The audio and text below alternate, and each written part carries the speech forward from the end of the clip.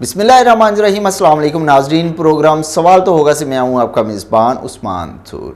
नाजरीन, आपको पता होगा कि गुज़श्ता दिनों वज़ीर आला पंजाब मरियम नवाज साहिबा ने वेपिंग डिवाइसेस पे पाबंदी लगाई। इसी हवाले से हमारे साथ तंबाकू नोशी को कंट्रोल करने के एक्सपर्ट डॉक्टर वसीम इफ्तिखार जनवा मौजूद हैं, तो हम इनसे बहुत से सवालात करेंगे। ये पिछले 10 साल से ये काम कर रहे हैं इसी पर। तो सबसे पहले तो डॉक्टर साहब बहुत शुक्रिया कि आपने हमें अपना कीमती वक्त दिया। जी डॉक्टर साहब, हमें पाकिस्तान में तंबाकू नोशी के रुझान के बारे में कुछ बताएं। बहुत शुक्रिया जनाब, मुझे यहाँ पे अपने चैनल पे इनवाइट करने का। पाकिस्तान में तंबाकू नोशी की जो प्रेवलेंस है, जो मौजूदगी है, वो बहुत ज़्यादा है।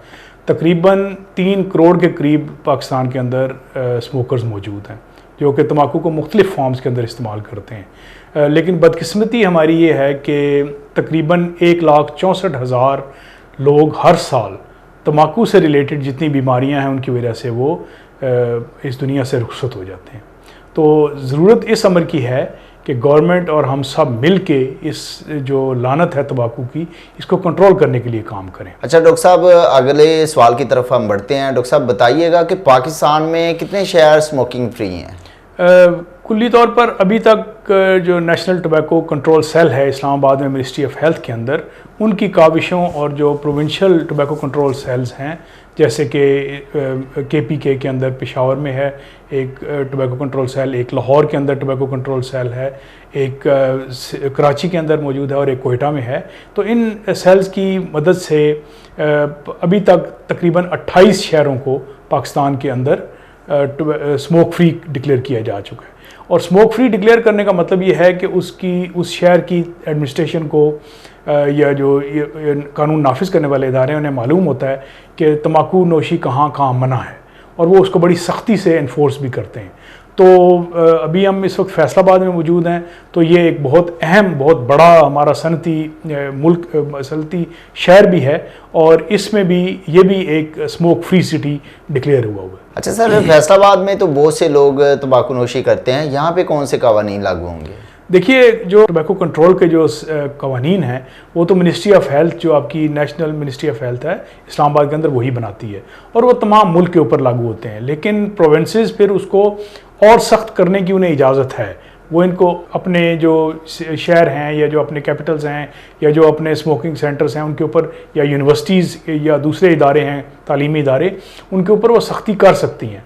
और इसी सिलसिले में जो गवर्नमेंट ऑफ पंजाब है उन्होंने भी अपने कवानीन बनाए हुए हैं और बड़े अच्छे कवानीन मौजूद हैं जो नेशनल लेवल पे भी मौजूद होते हैं। मसलन मैं आपको एक एग्जांपल देता हूँ कि सिंगल सिगरेट, जो एक अकेला सिगरेट बेचने की सख्त पाबंदी है, ये नेशनल लेवल पे भी और प्रोविंशियल लेवल पे भी। लेकिन इसके बावजूद हमने देखा है कि बहुत से बच्चे या बहुत से लोग सिंगल सिगरेट बेच भी रहे होते हैं और वो ख़रीद भी रहे होते हैं। इसी तरह से एक और बड़ा दिलचस्प कानून है कि जो आपके जो तालीमी इदारे हैं उनसे 50 मीटर के फासले पे कोई भी स्मोकिंग की या कोई तंबाकू से रिलेटेड शॉप मौजूद नहीं हो सकती। तो पूरे पाकिस्तान में तो सर डॉक्टर साहब इसके बिल्कुल अपोजिट चीज़। बिल्कुल बजात दुरुस्त फरमा रहे हैं आप। इसके लिए हमने कई सर्वेज भी किए हैं, इस्लामाबाद के अंदर भी, रावलपिंडी के अंदर, और जो करीब करीब के शहर हैं। अब ये फैसलाबाद चूँकि एक स्मोक फ्री सिटी डिक्लेयर हो गया है, तो अब आहिस्ता आहिस्ता यहाँ पे भी हमारी सर्वे की टीम आएंगी और जो आपकी एडमिनिस्ट्रेशन है, यहाँ की लोकल एडमिनिस्ट्रेशन है, उनको रिकमेंडेशंस देंगी कि ये वायलेशंस हो रही हैं आपके शहर के अंदर, और वो आप इनको देखें और कानून जो आपका नेशनल मिनिस्ट्री की तरफ से आया हुआ है, हेल्थ मिनिस्ट्री की तरफ से, उसको नाफिज करें।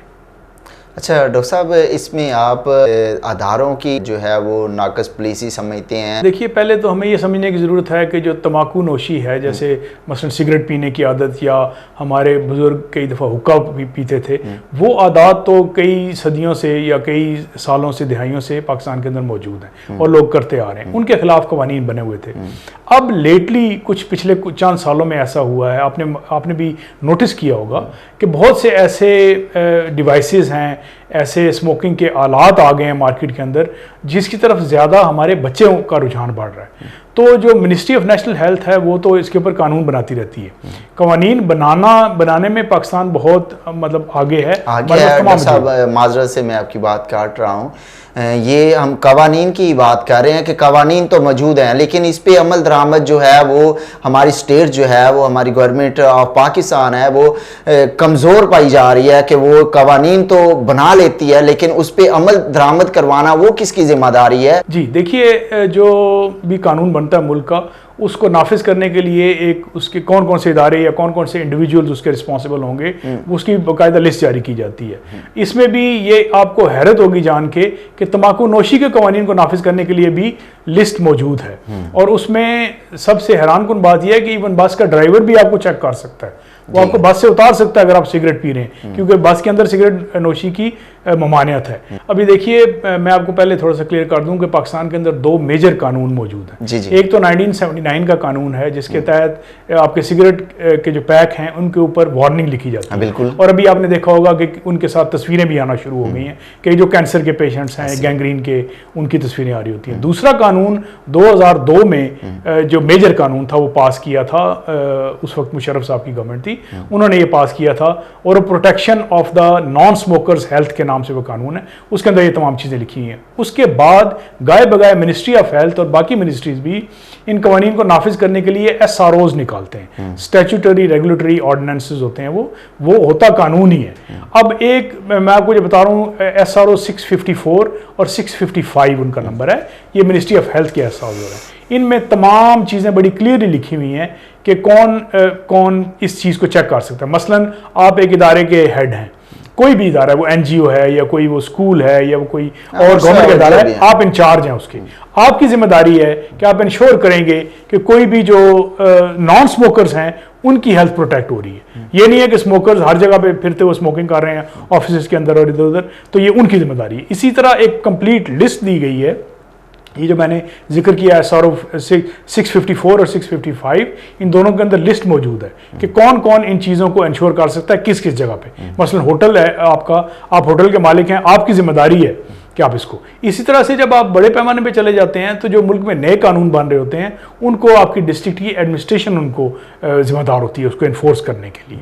अभी आपने बात की है कि कवानीन भी मौजूद हैं लेकिन हमें अवेयरनेस नहीं दी जा रही या कि पब्लिक को ये बताया नहीं जाता कि वो किस किस जगह पे जो है वो तंबाकू नोशी नहीं कर सकते। वैसे तो कुछ मखसूस अदारे हैं जिनमें ये चीज़ मेंशन की जाती है कि यहाँ पे तंबाकू नोशी जो है वो सख्ती से मना है, यहाँ पे आप तंबाकू नोशी नहीं कर सकते। तो इस हवाले से आपने बात की है कि जो इंतज़ामिया होती है वो इसकी जो है वो ज़िम्मेदार होती है कि इन चीज़ों पे उनकी वो रोकथाम के लिए, इन चीज़ों की रोकथाम के लिए वो अवेयरनेस मैसेजेस वो लोगों तक पहुंचाएं या कि ऐसे वो सेमिनार मुनक्कद करवाएं या कि ऐसी पब्लिक जगहों पे जाके वो लोगों को मैसेज दें।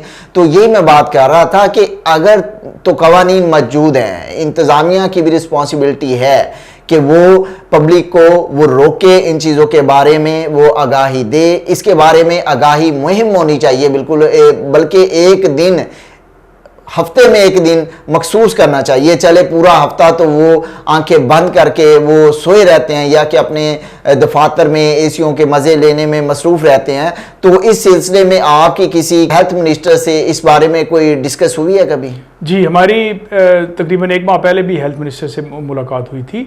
देखिए, जो डिस्ट्रिक्ट एडमिनिस्ट्रेशन या जो कानून नाफिज करने वाले इदारे हैं उनके ऊपर काफ़ी ज़्यादा दबाव होता है और भी बहुत से काम होते हैं उनके कानून नाफिज करने के बारे में। सिगरेट नोशी में से एक बड़ा अहम काम है। अब होता क्या है कि जैसे मैंने आपको अभी अर्ज़ की कि फैसलाबाद को मिसाल के तौर पर स्मोक फ्री सिटी डिक्लेयर की है। ठीक है। अब ये जो हमारी जो टोबैको कंट्रोल की टीम्स होती हैं या NGOs होती हैं उनकी ये जिम्मेदारी होती है, वो करते भी हैं कि वो डिस्ट्रिक्ट एडमिनिस्ट्रेशन के साथ मिल के मुख्तलिफ जगहों पे जाते हैं और उस जगह को, मसलन आपका एक पार्क है, उस पार्क को आपने स्मोक फ्री डिक्लेयर करना है, उसके लिए वो मुख्तलिफ बैनर्स वहाँ पे प्लेस करते हैं। फिर वो गाय बगाए जाके उसको चेक करते हैं कि भाई हमने ये यहाँ पे बोर्ड लगाया था, बैनर लगाया था, क्या या ये वाकई स्मोक फ्री हो गया या नहीं हुआ। इसी सिलसिले में मैं आपको बता दूं कि सबसे पहला शहर पाकिस्तान में स्मोक फ्री डिक्लेयर होने वाला इस्लामाबाद था, और अब तक वहाँ पे 300 से ज़्यादा ऐसे मकामात हैं जहाँ पे बड़ा क्लियरली लिखा हुआ भी है और इसको इंश्योर भी किया जाता है। और इवन सिटीजन्स की भी जिम्मेदारी होती है कि भाई मैं अगर स्मोकिंग नहीं करता और मेरे सामने अगर कोई और स्मोकिंग कर रहा है तो मैं उसको रोक सकता हूँ कि भाई मुझे मेरे आप हकूक़ की जो है वो पामाली कर रहे हैं, मेरा हक है कि मैं एक साफ़ सुथरी हवा के अंदर सांस ले सकूं, या मेरे बच्चों का ये हक है कि उनको ये इस तरह की बीमारियां ना लगें। तो वो हमारी तमाम शहर वालों की भी ये जिम्मेदारी बनती है। आपकी बात बजा है, लेकिन जो डिस्ट्रिक्ट एडमिनिस्ट्रेशन होती है या इवन जो टैक्स कलेक्ट करने वाले FBR या इनकी जिम्मेदारी होती है, तो इनके कानून नाफिज करने वाले इदारे हैं। मसलन FBR का भी आयरन उसको कहते हैं, इंटरनल रेवेन्यू एनफोर्समेंट नेटवर्क, तो वो गाय बगाए छापे मार रहे होते हैं। मैं पिछले दिन उनकी रिपोर्ट देख रहा था, तो उन्होंने अरबों रुपए के सिगरेट और गैर कानूनी जो इस तरह की चीज़ें होती हैं उनको उन्होंने जब्त किया हुआ है और उसको डिस्ट्रॉय करते हैं। टबैको इंडस्ट्री जो है वो एक बाकायदा कानूनी तौर पे कारोबार कर रहे हैं और आपकी गवर्नमेंट ने उनको इजाज़त दी हुई है। अब उनका प्रोडक्ट एक ऐसा है बदकिस्मती से जो कि हेल्थ हार्मिंग है, जिससे आपकी सेहत के ऊपर डायरेक्ट असर पड़ता है। तो वो उसको अवाम को ये चीज़ बावर कराना और अवाम के अंदर ये आगाही की मुहिम चलाना, ये हमारी हर इंडिविजुअल की भी जिम्मेदारी है। आपके घर में भी अगर आपका कोई बड़ा बुजुर्ग है तो उन्हें भी चाहिए कि वो घर के अंदर स्मोकिंग ना करें, और ये चीज़ नीचे ग्रास रूट से शुरू होगी। गवर्नमेंट के जो इदारे होते हैं उनको सपोर्ट चाहिए होती है। उनके पास ना इतनी मैन पावर होती है, ना उनके पास इतना टाइम होता है, और उनके पास वो बहुत ज़्यादा बिजी भी होते हैं बाकी दूसरे काम करने में। तो वो उनकी ख्वाहिश ये होती है कि हम जैसे NGOs हैं, जैसे मैं खुद, हमारी NGO है इस्लामाबाद के अंदर सस्टेनेबल डेवलपमेंट पॉलिसी इंस्टीट्यूट, तो हमारी भी यही कोशिश होती है कि हम उनके साथ मिलकर, और हम बाकायदगी से करते हैं मुख्तलिफ शहरों में जाके, मसलन लाहौर, सियालकोट, कसूर, जेलम, अटक, फैसलाबाद, गुजरांवाला, ये तमाम शहर ऐसे हैं जो कि आपके स्मोक फ्री डिक्लेयर हुए हैं। तो इनमें हम गाय बगाए जाते रहते हैं, लेकिन अब आप समझ सकते हैं कि किसी भी एक इदारे की ये के लिए मुमकिन नहीं है कि इतनी बड़ी तादाद में या हर रोज़ वो इस तरह के जाके करता रहे। हमारी ख्वाहिश, कोशिश यही होती है कि हम करते रहें। और ये जो प्रोग्राम हम आपके चैनल की वसातत से कर रहे हैं, इसका भी ये मकसद एक आगाही जो लोगों में क्रिएट करना है वो है। मसलन अभी पिछले दिनों ही जो चीफ मिनिस्टर पंजाब हैं मरीम नवाज साहब, उन्होंने एक बड़ा दिलचस्प और बहुत अहम कानून पास किया है। उन्होंने कहा जी कि जो वेपिंग डिवाइसेस आ गए हैं इनको इन्होंने बैन कर दिया पूरे पंजाब के अंदर। हम ये समझते हैं कि एक बहुत फिनोमिनल, बहुत शानदार कदम है ये, और इसके बहुत दूरस्थ नताइज और अच्छे नताइज इसके बरामद होंगे। अच्छा डॉक्टर साहब, अभी आपने वेपिंग की बात की है, वेपिंग और स्मोकिंग में क्या फ़र्क है? अच्छा देखिए, स्मोकिंग तो मैंने पहले भी जैसे अर्ज़ की कि ये हुक्का है या सिगरेट है, ये हम कई अरसे से ये देखते आ रहे हैं कि अभी पिछले चंद सालों में ये 3-4 चीज़ें ऐसी हैं जो कि टोबैको इंडस्ट्री ने इंट्रोड्यूस करा दी हैं, जिसके अंदर बेसिकली निकोटीन पाउचेस हैं। वो आपने देखा होगा, छोटा टी बैग साइज़ के वो पाउचेस होते हैं और वो डब्बी के अंदर मिलते हैं। वो बच्चों मुख्तलिफ फ्लेवर उसके अंदर होते हैं जो कि बच्चों को अट्रैक्ट करने के लिए। दूसरी चीज़ आ गई जिसको हीटेड टोबैको प्रोडक्ट्स कहते हैं। वो उसमें बिल्कुल छोटे साइज़ का कंप्रेस्ड टोबैको पाउडर होता है और वो आप उसके डिवाइस के अंदर डालते हैं सिगरेट, और उसको जब स्मोक करते हैं तो वो बर्न नहीं करता। उसमें से आपको एक ऐसा वो सिगरेट के तमाम जो लवाजमात उसके अंदर मौजूद होते हैं, केमिकल्स, निकोटीन और वो सारी चीज़ें वो आपके अंदर जाती हैं और आपको सिगरेट का उसमें आता है। तीसरी एक चीज़ जो बड़ी तेज़ी से फैल भी गई है और जिसके ऊपर अभी कानून भी लगाया है चीफ मिनिस्टर पंजाब ने, वो है वेपिंग डिवाइसेस। तो वेपिंग डिवाइसेस 2 किस्म के होते हैं। एक डिस्पोजेबल होते हैं कि आपने एक दफ़ा उसको 1000 या 2000 या जितने भी उसके पफ्स होते हैं वो आपने लिए, उसके बाद आप उसको फेंक देते हैं। फेंकने से जो उसकी पोल्यूशन पैदा हो रही है उसके बारे में हम इलादा भी बात कर सकते हैं जब भी हमें चांस मिलेगा। उसके बाद दूसरे होते हैं जो रीफिलेबल होते हैं कि आपका वो वेप आपने यूज़ किया उसको 500-1000 दफ़ा, उसके बाद दोबारा आप उसको रीफिल करके दोबारा उसको आप वेप कर सकते हैं। तो ये एक बहुत ही ख़तरनाक रुझान है, क्योंकि इसके अंदर आपने भी नोटिस किया होगा कि बेहिसाब ऐसे फ्लेवर्स आ गए हैं जो हमारे बच्चों के लिए, यानी मैंगो फ्लेवर है, चॉकलेट फ्लेवर है, मिल्क फ्लेवर है, कैंडी फ्लेवर है, जो कि क्लियरली कोई भी बड़ा शायद इन फ्लेवर्स को पसंद नहीं करता, ये सिर्फ बच्चे ही इनको पसंद करते हैं। तो मरीम नवाज साहिबा ने एक बहुत ही अहम कदम उठाया है और ईद से चंद दिन पहले उन्होंने ये ऐलान किया था। और मैं आपको यकीन दहानी करा सकता हूँ कि लाहौर के अंदर इतना बड़े पैमाने पर यह क्रैकडाउन हुआ है कि उन्होंने जितनी ये वेप शॉप्स थी ये सारी की सारी उन्होंने तमाम, क्योंकि इलीगल बिक रहे थे सारी, इसमें से किसी चीज़ को बेचने की, ये जो मैंने तीनों चीज़ें बताई हैं, किसी चीज़ को बेचने की इजाज़त नहीं है किसी भी दुकानदार को। ना वो वेपिंग डिवाइस बेच सकता है, ना वो HTP बेच सकता है, ना वो HTP का खैर कानून पास कर दिया उन्होंने, लेकिन ना वो पाउचेस बेच सकता है। तो ये जो दोनों चीज़ें हैं ये इलीगली बिक रही थी। तो लाहौर में उन्होंने, अब अगला मैं ये आपकी जो एडमिनिस्ट्रेशन है फैसलाबाद की, इनकी वसातत से और आपके प्रोग्राम की वसातत से ये अर्ज़ करना चाहूँगा कि ये हम सब की जिम्मेदारी है कि हमारे अगली जनरेशन को बचाएं।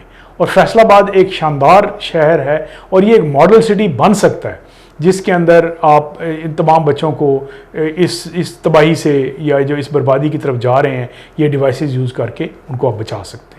इसमें मैं एक और चीज़ भी ऐड करता चलूँ कि दुनिया में 4 ऐसे ममालिक हैं जिसमें ऑस्ट्रेलिया, ब्रुनाई दारुस्सलाम, सिंगापुर और चेक रिपब्लिक, इन 4 ममालिक में ये निकोटीन के जो है इसको जहर डिक्लेयर किया गया है। अच्छा। अगर आपको जहर खाना है तो आप डॉक्टर के पास जाएंगे, उसे कहेंगे मुझे प्रिस्क्रिप्शन लिख के दो, वो लिख के देगा, फिर आप ये डिवाइसेस खरीद सकते हैं। तो इतने सख्त कवानीन बन गए हैं दुनिया के अंदर अपने बच्चों को, अपने फ्यूचर को बचाने के लिए, नेक्स्ट जनरेशन को भी बचाने के लिए। तो जैसे न्यूजीलैंड ने किया था, उन्होंने कहा कि जी वो लोग जो 2009 के बाद पैदा हुए हैं या दिसंबर 2009 के बाद पैदा हुए हैं, वो उनको टोबैको के कोई प्रोडक्ट्स अवेलेबल नहीं, वो खरीद ही नहीं सकते, पूरी ज़िंदगी में वो नहीं खरीद सकते। इसी तरह पाकिस्तान में भी यही इनिशिएटिव इस्लामाबाद से शुरू किया जा रहा है, बल्कि मिनिस्ट्री ऑफ हेल्थ ने वो शुरू कर दी है, स्मोक फ्री जनरेशन का जो नया कॉन्सेप्ट है। तो मैं तो ये चाहूँगा इस प्रोग्राम की वसातत से बार बार जो आपकी डिस्ट्रिक्ट एडमिनिस्ट्रेशन है उनसे भी यही इल्तिजा करना चाहूँगा कि अभी ये मरीम नवाज साहिबा ने जो कानून नाफिज किया है या कानून अनाउंस किया है, उसमें 5 लाख रुपए जुर्माना है अगर किसी बच्चे के पास ये वेपिंग डिवाइस निकल आएगा, 5 साल की उसकी कैद है। ये इतना सख्त कानून है कि अगर इसका नफाज सही तरह से हो जाए तो मुझे यकीन है कि फैसलाबाद एक शानदार नमूना तमाम शहरों के लिए, बाकी शहरों के लिए भी एक शानदार शहर बन के उभर सकता है। अच्छा डॉक्टर साहब, अभी आप बात कर रहे थे बच्चे ज़्यादा जो हैं वो वेपिंग और निकोटीन की तरफ क्यों राग़िब होते हैं? देखिए ये जो इंडस्ट्री है, जो टोबैको इंडस्ट्री है, जिन्होंने ये डिवाइसेस बनाए हैं वो चाहते ही हैं। देखिए ये एक पिछली सदी के बारे में तो ये मशहूर है कि वो सिगरेट की सदी थी। अब उन्होंने टोबैको इंडस्ट्री ने अपनी टैक्टिक्स बदल ली है।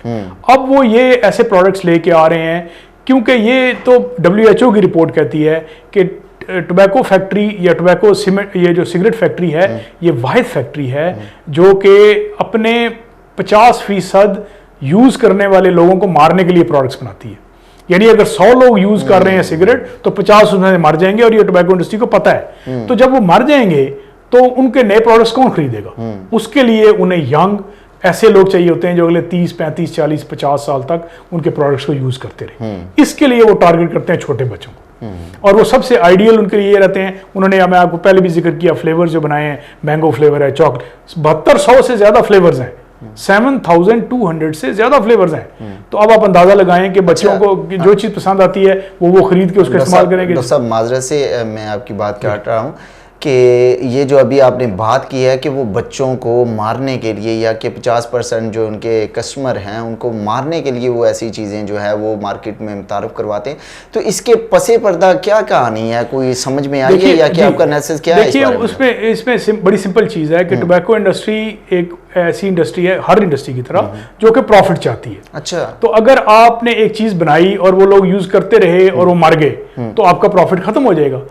अब इसके लिए, और उन्हें पता है कि 50% हमारे यूजर जो हैं वो मर जाएंगे एक पर्टिकुलर एज के पास पहुंच के, या वो कम कर देंगे सिगरेट पीना। तो अब बजाय इसके कि वो सिगरेट पीना कम करें और उनकी प्रोडक्शन कम हो जाए, तो उन्होंने ये नए डिवाइसेस, मतलब कि मॉडिफाई कर दिया बिल्कुल उन्होंने, और बच्चों को टारगेट करना शुरू किया है कि बच्चे अगर शुरू करेगा, 10, 12, 15 साल का बच्चा अगर शुरू करेगा तो वो कम से कम अगले 35, 40, 50 साल तक वो उनके प्रोडक्ट्स यूज करता रहेगा और उन्हें पैसे देता रहेगा। और वो पैसे ऐसे हैं, हमारी स्टडीज भी हैं, हमारी कराची के अंदर हमारे दोस्त हैं, उन्होंने स्टडी की है कि जो घर के अंदर बच्चों की तालीम के ऊपर, खाने पीने के ऊपर, उनके अच्छी रिहाइश के ऊपर, अच्छी ग़िज़ा के ऊपर, अच्छे कपड़ों के ऊपर पैसे खर्च होने होते हैं, वो वालिदैन या वालिद ख़ास तौर पे वो सिगरेट पीने के ऊपर खर्च करते हैं। अच्छा सर, हुकूमती इक़दामात क्या कहते हैं? हुकूमती, देखें, हुकूमत तो कानून बनाती भी है और आगाही की मुहिम भी चलाती है और वो कानून इसको मॉडिफाई भी करती जा रही है। सिर्फ ये दो चीज़ें ऐसी हैं, जैसे मैंने आपको बताया कि निकोटीन के पाउचेस और ये वेपिंग डिवाइसेस,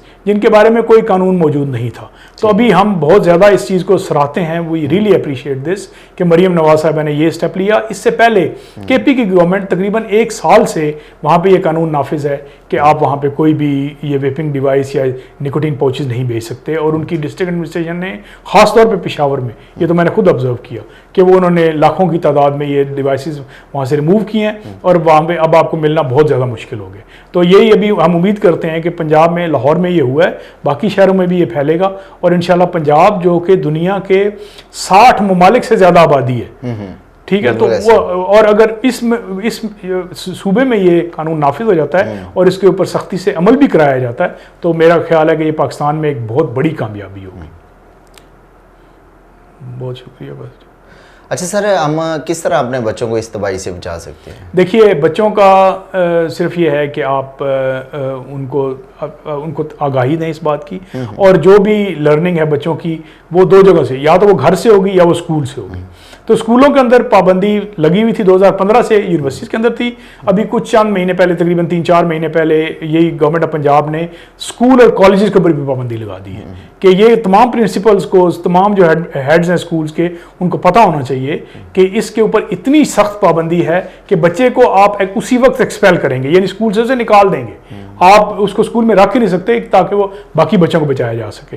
तो इसी तरह से दूसरी उनकी जो दरसगाह होती है बच्चों की, वो ज़ाहिर है सबसे पहली वो माँ की गोद होती है, या घर से जो चीज़ें सीखे जाते हैं। तो हमारा एज़ वालदैन या एज़ बड़ा होने के नाते से, अगर हम में से कोई सिगरेट इस्तेमाल करता भी है तो उसको चाहिए कि बच्चों से दूर होके या कहीं घर से बाहर जाके वो स्मोकिंग कर सकता है। घर के अंदर आप इस तरह की मसनूआत को ना रखें, ताकि ना बच्चों को इसकी रसाई होगी और ना उनका इसकी तरफ दिलचस्पी का रुझान बढ़ेगा।